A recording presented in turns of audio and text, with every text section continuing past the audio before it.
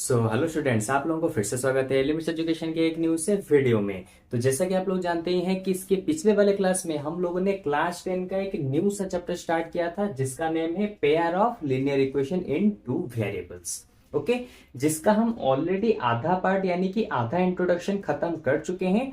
आज का क्लास में क्या होगा, जो बचे कुछ चीजें हैं वो आज हम आज के क्लास में खत्म करेंगे और ये पूरा का पूरा इंट्रोडक्शन इस चैप्टर से रिलेटेड यहाँ पे खत्म हो जाएगा।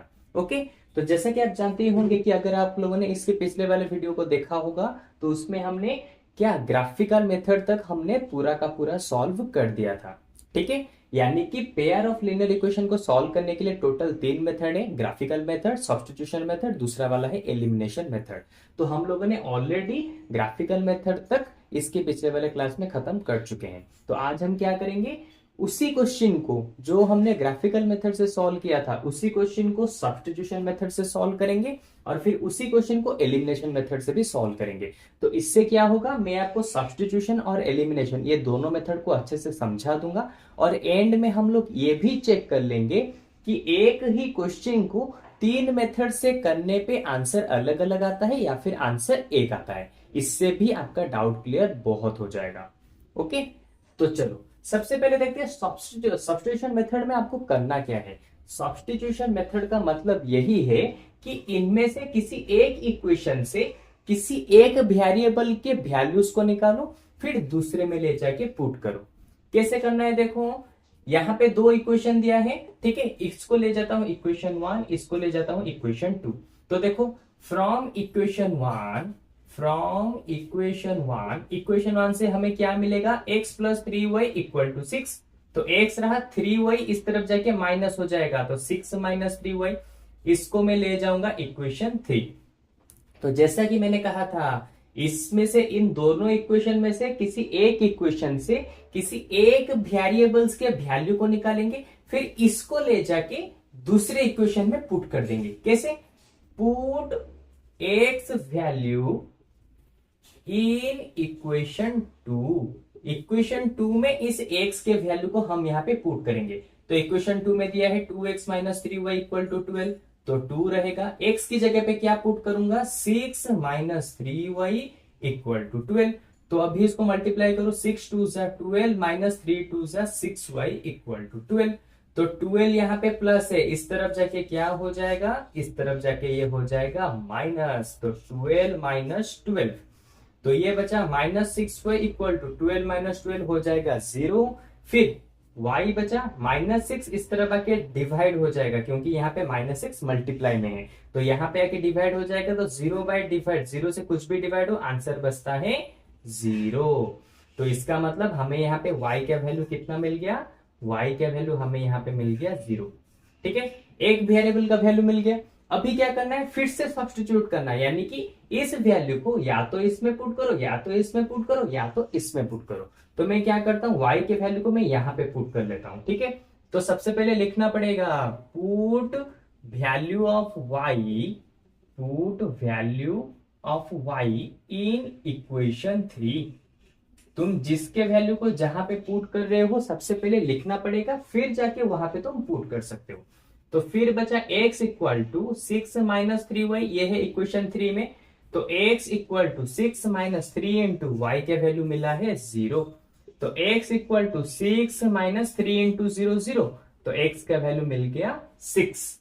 तो जैसे कि ग्राफिकल मेथड पे हमें x का वैल्यू 6 मिला था, उसी तरह से y के वैल्यू भी 0 मिला था ग्राफिकल मेथड में। और इस मेथड से भी जब हमने सॉल्व किया तो यहाँ पे y का वैल्यू 0 और x का वैल्यू 6 मिला। तो इससे हमें पता चलता है कि तुम एक ही क्वेश्चन को किसी भी मेथड से करो आंसर सेम आएगा। ओके, लेकिन तुम्हें क्वेश्चन में हो सकता है कि क्वेश्चन में देगा कि सब्स्टिट्यूशन मेथड से करो या फिर दूसरे एलिमिनेशन मेथड से करो या फिर ग्राफिकल मेथड से करो। उस क्वेश्चन के हिसाब से तुम्हें मेथड को यूज करना है। ठीक है, अगर बिना मेथड, तीनों मेथड को इसीलिए तुम्हें जानना पड़ेगा क्योंकि वो क्वेश्चन में कोई भी मेथड तुम्हें पूछ सकता है। ओके, तो ये तो हो गया सब्स्टिट्यूशन मेथड। अब क्या करते हैं, इसी क्वेश्चन से हम एलिमिनेशन मेथड को भी अच्छे से समझते हैं। ठीक है, तो चलो सबसे पहले मैं इसको इरेज कर देता हूं और एलिमिनेशन मेथड को अब यहां पे स्टार्ट करते हैं। ठीक है, तो चलो,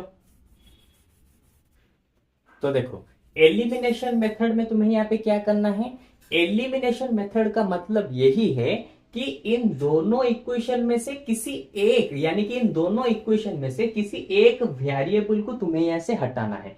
या तो एक्स वाले पार्ट को पूरा हटाओ या फिर वाई वाले पार्ट को पूरा हटाओ। अब तुम्हारा डाउट आएगा कि सर कैसे हटाएंगे। सिंपल, क्या करो तुम यहाँ पे एक्स, अगर मैं सोच लो कि तुम्हें यहाँ पे एक्स को हटाना है, लेट सपोज तुम्हें यहाँ पे एक्स को हटाना है, तो कैसे हटाओगे, इसका कोफिशिएंट और इसका कोफिशिएंट इक्वल होगा तभी जाके तुम हटा सकते हो इस वाले एक्स को, ठीक है। लेकिन यहाँ पे एक्स का कोफिशिएंट है 1, लेकिन यहाँ पे है एक्स का कोफिशिएंट 2, तो यहाँ पर तो इक्वल नहीं है। लेकिन हम इक्वल बना सकते हैं। कैसे बना सकते हैं, देखो अगर मैं यहाँ पे 2 को मल्टीप्लाई कर दूं तो ये 2x हो जाएगा और ये भी तो 2x हो जाएगा ना। तो इस तरह से मैं तो कैंसिल कर सकता हूं। तो कैसे करेंगे, सबसे पहले लिखूंगा मल्टीप्लाई, ठीक है, मल्टीप्लाई 2 इन इक्वेशन 1। इक्वेशन 1 में तुम्हें क्या करना है, इन इक्वेशन 1 में तुम्हें मल्टीप्लाई करना है 2 को। तो 2 सिर्फ x के साथ मल्टीप्लाई नहीं होगा, पूरे के पूरे इक्वेशन के साथ मल्टीप्लाई होगा, ठीक है। जब कभी भी एलिमिनेशन मेथड में इससे मल्टीप्लाई करोगे कोई भी नंबर, तो ओ वाला नंबर पूरे इक्वेशन के साथ मल्टीप्लाई होता है। तो देखो 2 into X 2x, 2 into 3 6y, 2 into 6 equal to 12, ठीक है। तो ये वाला बन गया कितना, ये वाला हमारा हो गया इक्वेशन 3, ओके। अच्छा अब देखो इक्वेशन 2 और इक्वेशन 3 मैं क्या करूंगा, इन दोनों इक्वेशन को अभी यहाँ पे माइनस कर देता हूं, ठीक है। तो माइनस करने पे क्या होगा, 2x माइनस 2x कैंसिल हो जाएंगे। हमें यही तो करना था ना, किसी एक वेरिएबल को हटाना था, इसीलिए तो मैंने इन दोनों को इक्वल ले आया। अब 2x से 2x माइनस करेंगे तो 0 बन जाएगा, यानी कि पूरा का पूरा x वाला पार्ट यहाँ पे कैंसिल हो जाएगा। इसीलिए मैं क्या करूंगा, यहाँ पे लिखूंगा subtract equation 2 from equation 3। Equation 3 से इक्वेशन 2 को सब्ट्रैक्ट कर देना है, ठीक है। तो कैसे करेंगे, देखो इक्वेशन 2 को सब्ट्रैक्ट करना है ना, तो क्या करेंगे, पहले लिखेंगे 2x plus 6y equal to 12, ठीक है। नीचे रख देंगे 2x minus 3y equal to 12, ठीक है। ये चीज हमें यहाँ पे मिल गया। तो अभी क्या करना है, देखो अब जबकि मैं सब्ट्रैक्ट कराऊंगा तो ऑब्वियसली चीज है, यहाँ का वेरिएबल यानी कि यहाँ के सारे साइन चेंज हो जाएंगे। क्योंकि जैसे देखो मान लो यहाँ पे मैं माइनस करता हूं 3 से माइनस करता हूं 6 को, तो 3 रहा माइनस यहाँ पे प्लस, तो ये हो जाएगा -6। यानी कि जब हम कभी भी माइनस करते हैं तो यहाँ पे नंबर का जो एंड में होता है नंबर, उसका साइन चेंज हो जाता है। इसी तरह से यहाँ पे एंड में ये वाला है और यहाँ पे माइनस भी हो रहा है, तो यहाँ पे इसके साइन चेंज हो जाएंगे। तो यहाँ पे प्लस है, यहाँ पे आ जाएगा माइनस, यहाँ पे माइनस है, यहाँ पे आ जाएगा प्लस, यहाँ पे प्लस है, यहाँ पे आ जाएगा माइनस। तो देखो यहाँ पे +2x, यहाँ पे -2x, दोनों कैंसिल हो गए। 6y यहाँ पे +3y, तो 6y से 3y को मिलाओगे तो बचा 9y। यहाँ पे 12 माइनस 12, तो 12 माइनस 12, तो 9y इक्वल टू 12 माइनस 12 यानी कि 0। y क्या वैल्यू हो जाएगा, 9 आके यहाँ पे डिवाइड हो जाएगा 0 के साथ, तो y का वैल्यू यहाँ पे मिल गया कितना हमारा 0, ठीक है। अभी क्या करना है, इस वैल्यू को ले जाके या तो इक्वेशन 3 या तो इक्वेशन 2 या फिर इक्वेशन 1 कहीं पर भी तुम पुट कर सकते हो, ठीक है। तो मैं यहाँ पे क्या करता हूँ, y के वैल्यू को पुट कर देता हूँ इक्वेशन 3 में, ठीक है। Put value of y, put y value in equation 3। Equation 3 में मैं पुट करूंगा तो यहाँ पे दिया है 2x plus 6y equal to 12, तो 2x रहा प्लस 6 इंटू y का वैल्यू है 0 इक्वल टू 12, तो 2x 6 इंटू 0 हो जाएगा 0 इक्वल टू 12, तो 2x का वैल्यू निकला 12 और x हो जाएगा 2 आके यहाँ पे डिवाइड हो जाएगा, तो 12 डिवाइडेड बाय 2 बचा 6। तो देखो जैसे हमारे पिछले दो मेथड में x का वैल्यू 6 और y का वैल्यू 0 निकला था, सेम टू सेम इस वाले मेथड में भी हमारा x का वैल्यू 6 और y का वैल्यू 0 निकला है। यानी कि तुम चाहे किसी भी मेथड से करो, आंसर हमेशा सेम आएगा, ओके। लेकिन तुम्हें तीनों मेथड के बारे में पता होना चाहिए, क्योंकि क्वेश्चन में हो सकता है कि वो दे देगा कि एलिमिनेशन मेथड से सॉल्व करो या फिर ग्राफिकल मेथड से सॉल्व करो, ठीक है। अगर तुम अलग मेथड से सॉल्व करते हो, जिस क्वेश्चन में उसने जो मेथड कहा होगा उससे डिफरेंट तरह के मेथड से अगर तुम सॉल्व करोगे तो यहाँ पे तुम्हारे मार्क्स कटेंगे।